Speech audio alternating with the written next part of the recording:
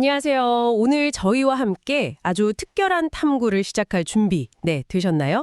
청취자께서 공유해주신 유튜브 채널, 정도연 미콩보이의 주기도문 묵상 6 영상 자료를 가지고요. 그 속의 핵심을 한번 파헤쳐보는 시간을 갖겠습니다. 네, 반갑습니다. 오늘의 주제는 정말 많은 분들이 거의 매일 암송하실 거예요. 주기도문의 마지막 구절. 나라와 권세와 영광이 아버지께 영원히 있사옵나이다 이거죠. 마태복음 6장 13절 말씀인데요. 입으로는 참 익숙한데 그 깊은 의미는 좀 놓치기 쉽잖아요. 오늘 이 구절을 새롭게 조명해 보려고 합니다. 네, 정말 중요한 구절이죠. 그렇죠. 근데 흥미롭게도 자료에 따르면 이 마지막 찬양, 그러니까 흔히 영광송이라고 부르는 이 부분이요. 가장 오래된 성경 사본들에는 없었다고 해요. 아, 정말요? 그건 몰랐네요. 네. 하지만 초대교회 성도들이 주기도문으로 기도할 때 기도의 마무리를 그냥 끝내는 게 아니라 모든 주권과 능력과 찬양이 하나님께 있다. 이걸 힘차게 선포하면서 찬양하기 위해서 이 구절을 덧붙여서 기도했다고 합니다. 아하, 그러니까 기도의 완성 혹은 선포로서 추가된 거군요. 맞습니다. 그래서 핵심 키워드는 명확합니다. 나라, 권세, 영광. 이 세 가지죠. 우리의 목표는 이 세 단어가 자료 속에서 어떻게 풀이되고 또 이것이 청취자 여러분의 삶과 어떤 연결고리를 갖는지 그걸 함께 발견하는 겁니다. 자, 그럼 바로 시작해 볼까요? 네, 좋습니다. 첫 번째 키워드, 나라입니다.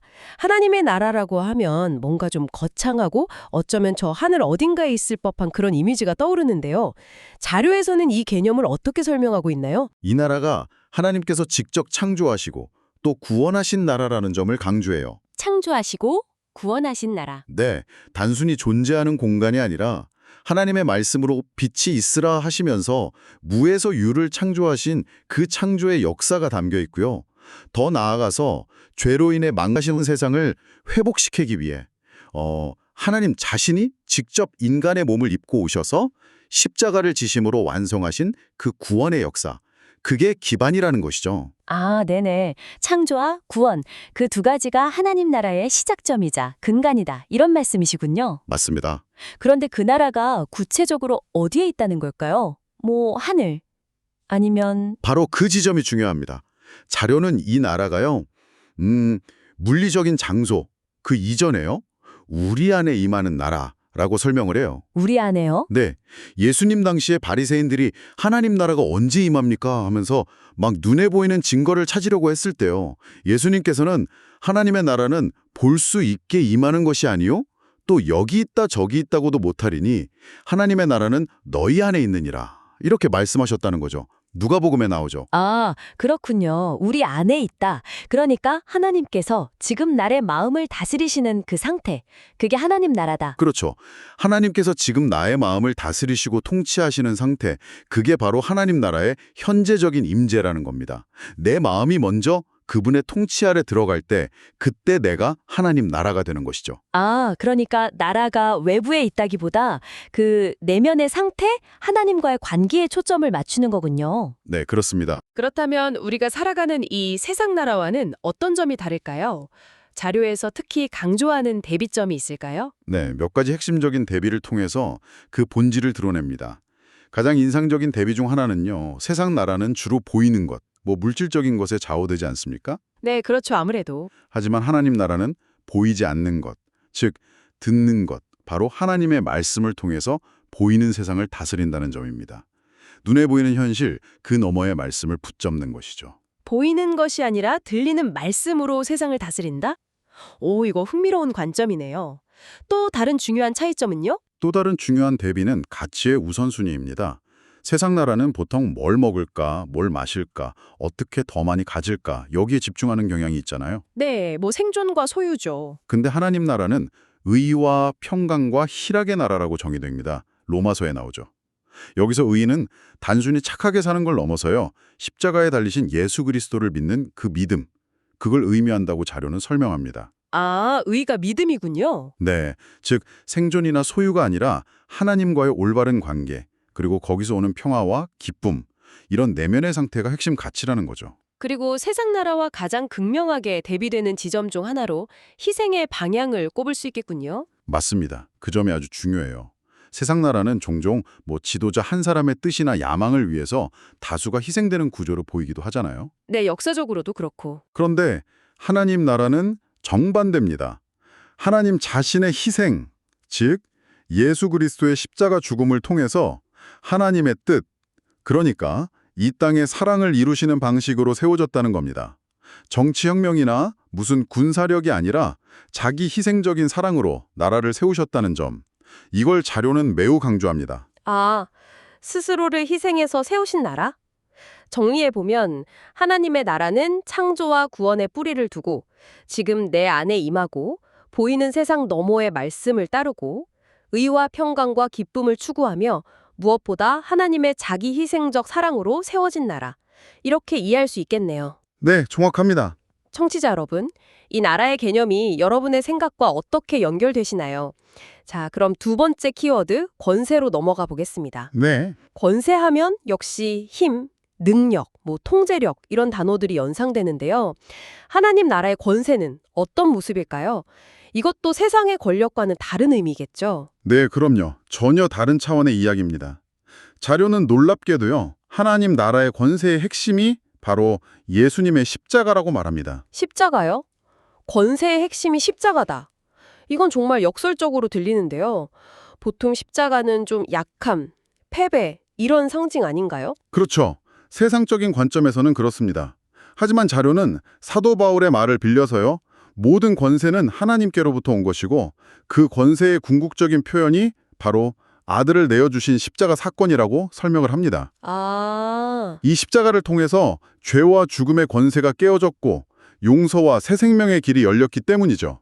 이것이 세상의 힘과는 비교할 수 없는 하나님의 권능이다라는 겁니다. 이 개념을 아주 극적으로 보여주는 예시가 자료에 나온다고 들었습니다. 그 바벨론 왕 이야기 말이죠. 네, 맞습니다. 느부갓네살 왕 이야기죠. 강력한 제국을 건설한 그가 어느 날 궁전 지붕 위를 거닐면서 이야, 이 대단한 바벨론, 내가 내 능력과 권세로 건설해서 내 위엄과 영광을 나타낸 것 아니냐? 이렇게 자랑하는 순간 네. 하늘에서 음성이 들립니다. 내 왕위가 내게서 떠났다. 너는 사람들에게서 쫓겨나서 들짐승과 함께 살면서 소처럼 풀을 먹을 것이요.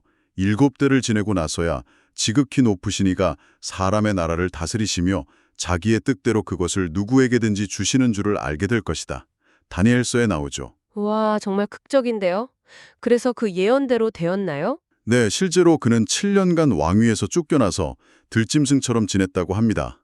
그리고 그 7년의 시간이 찬 후에 제정신이 돌아왔을 때 비로소 깨닫고 이렇게 고백해요.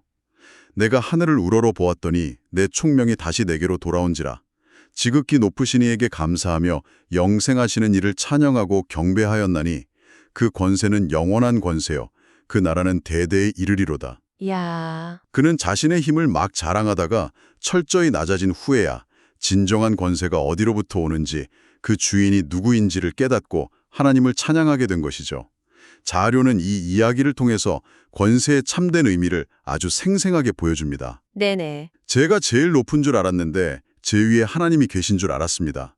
제가 잘나서 왕이 된 줄 알았는데 저에게 왕의 자리를 주신 분이 하나님이신 줄 이제 알았습니다. 라는 그의 회개가 핵심이죠. 그렇군요. 정말 강렬한 이야기네요. 그렇다면 그 하나님의 권세는 우리와 어떤 관련이 있는 건가요? 하나님께서는 하늘과 땅의 모든 권세를 아들 예수님께 주셨고요. 예수님은 그 권세로 우리에게 세상을 변화시킬 사명, 그러니까 지상대명령을 주셨습니다. 더 나아가서 예수를 믿는 자들에게는 하나님의 자녀가 되는 권세, 그리고 악한 영적 세력을 이기는 권세까지 주셨다고 자료는 말합니다. 우리에게도 권세가 주어졌다.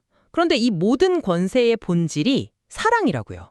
이건 또 어떻게 연결되죠? 맞습니다. 그게 가장 중요해요.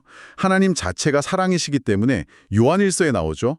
그분의 권세 역시 본질적으로 사랑의 권세라는 겁니다. 아, 인간의 권위는 종종 판단하고 심판하는 데 쓰이지만 하나님의 권세는 죄인을 정죄하기보다 용서하고 품어주는 사랑으로 나타난다는 거죠. 예수님께서 서로 사랑하라고 하신 명령이 바로 이 하나님 나라의 권세를 누리는 길이라고 자료는 연결합니다.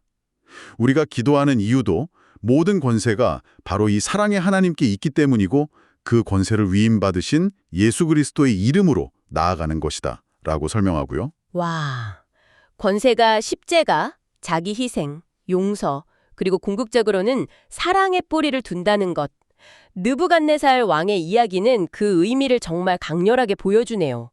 심을 과시하던 왕이 바닥까지 내려가서야 진짜 권세를 만났다는 점이 참 인상 깊습니다. 그렇죠. 자, 이제 마지막 키워드, 영광으로 가보겠습니다. 네, 하나님께 영광 돌린다는 말 정말 많이 쓰는데요. 근데 막상 영광이 뭐냐고 물으면 좀 막연하게 느껴지기도 합니다. 자료에서는 이 영광을 어떻게 구체적으로 설명하나요? 네.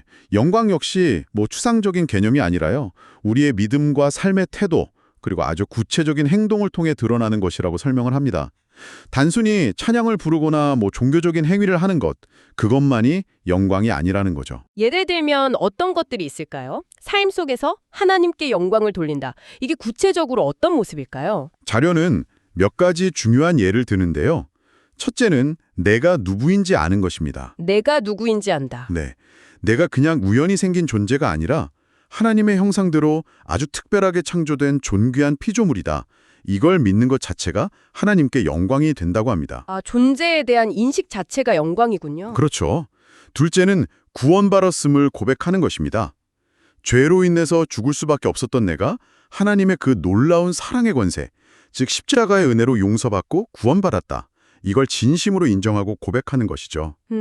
존재 자체를 인식하고 구원의 은혜를 고백하는 것에서부터 시작되는군요. 그럼 행동으로 나타나는 모습은 어떤 것이 있을까요? 가장 중요한 행동 중 하나로 용서를 꼽습니다. 나에게 잘못한 사람, 상처 준 사람을 용서하는 행위, 이것이 하나님의 영광과 직접 연결된다고 설명을 해요. 용서요? 네, 이건 하나님의 용서하시는 성품을 우리가 닮아가는 모습이기 때문이겠죠. 또 다른 하나는 고난을 견뎌내는 것입니다. 어려움 속에서도 하나님에 대한 믿음을 포기하지 않고 인내하면서 그 시간을 통과하는 것 자체가 우리의 믿음이 헛되지 않음을 증명하면서 하나님께 영광이 된다고 강조합니다. 용서와 인내. 아, 정말 쉽지 않은 행동들인데 그것이 하나님의 영광과 연결된다는 점이 새롭게 다가옵니다. 그렇죠. 더 나아가서 자료는 순종하는 삶, 예를 들어서 좀 낯설고 두려운 길이라도 하나님의 뜻이라면 나아가는 것. 그리고 내가 성공했을 때 과거에 나를 도왔던 사람들을 잊지 않고 먼저 챙기고 섬기는 관계 속의 의리 같은 모습도 언급합니다. 관계 속의 의리. 네. 심지어 나를 배신하고 원수처럼 된 사람에 대한 기대를 좀 내려놓고 그럼에도 사랑하려고 애쓰는 것. 그리고 무엇보다 다른 사람들이 함부로 나를 비난하지 못하도록 바르게 살아가는 삶, 그 자체가 복의 근원이 되어서 나를 통해 하나님의 선하심과 사랑이 주변으로 흘러가게 하는 것. 이 모든 구체적인 삶의 모습들이 다 하나님께 영광을 돌리는 것이라고 설명합니다. 와, 듣고 보니 하나님의 영광이라는 것이 저 멀리 하늘에 있는 무슨 신비한 빛 같은 게 아니네요. 그렇죠. 바로 지금 여기 나의 생각과 말과 행동 또 관계 맺음 속에서 구체적으로 드러나는 것이군요. 내가 누구인지 알고 용서하고 인내하고 순종하고 섬기며 바르게 살아가는 그 삶 자체가 하나님께 영광이 된다. 그런 의미로 이해됩니다. 네, 맞습니다. 바로 그거죠. 자, 그럼 지금까지 살펴본 나라, 권세, 영광에 대한 이야기들을 종합해 볼 때 주기도문의 이 마지막 구절, 나라와 권세와 영광이 아버지께 영원히 있사옵나이다는 우리에게 어떤 최종적인 메시지를 던져주고 있을까요? 좀 정리를 해볼까요? 네, 이 구절은요, 기고의 어떤 형식적인 마무리가 아니고요. 신앙인의 삶과 기도의 모든 것을 포괄하는 핵심 선언이자 고백이라고 자료는 결론 냅니다. 핵심 선언이자 고백. 네, 우리가 드리는 모든 기도와 예배는 결국 이 세상의 주권, 나라와 능력, 권세, 그리고 찬양받으실 이유, 영광, 이 영원히 하나님 아버지께 속해 있습니다. 라는 이 위대한 고백으로 시작하고 또 마무리되어야 한다는 것이죠. 아, 시작과 마무리군요. 그렇죠. 내 삶의 이유, 기준, 과정, 그리고 최종 목적지가 바로 하나님이심을 인정하고 선포하는 것입니다. 영원한 그 나라, 십자가 사랑에 기반한 그 권세, 그리고 우리의 삶을 통해 반사되는 그 영광, 이 모든 것이 온전히 그리고 영원히 하나님의 것임을 선포하는 것. 이것이 이 마지막 구절이 담고 있는 깊은 의미라고 할 수 있겠습니다. 오늘 저희와 함께 주기도문의 마지막 구절을 이렇게 깊이 들여다봐 주셔서 감사합니다. 청취자께서 나눠주신 자료 덕분에 나라와 권세와 영광이 아버지께 영원히라는 이 고백이 단순한 끝맺음이 아니라 하나님의 영원한 주권과 사랑의 능력, 그리고 그 영광을 우리의 일상 속에서 살아내도록 우리를 초대하는 아주 강력한 선언임을 새롭게 깨닫게 됩니다. 네, 오늘 나눈 이야기들을 바탕으로 스스로에게 이런 질문을 던져보시면 어떨까 합니다. 청취자 여러분, 지금 내 삶의 진짜 주인은 누구인가? 내 삶의 나라와 권세와 영광은 정말 하나님께 속해 있다고 나는 고백하고 있는가? 그리고 나의 하루하루는, 나의 선택들은 이 고백과 얼마나 일치하고 있는가? 이 질문을 곱씹어보는 시간이 청취자 여러분 각자에게 좀 의미 있는 성찰의 계기가 되기를 바랍니다. 네, 정말 깊은 생각을 하는 질문이네요.